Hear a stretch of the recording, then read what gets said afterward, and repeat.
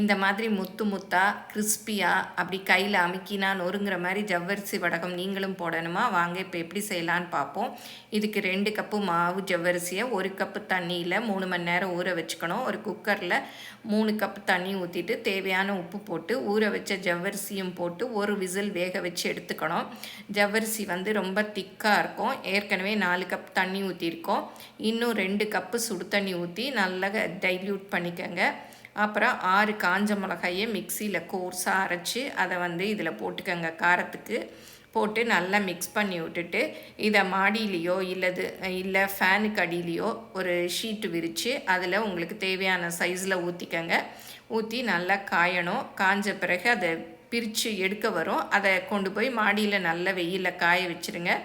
காஞ்சு இந்த மாதிரி சலசலன்னு சத்தம் வரணும். அது வரைக்கும் காய வச்சுக்கணும். இதை கொஞ்சமாக எண்ணெய் நல்லா சூடாக வச்சுட்டு நல்லா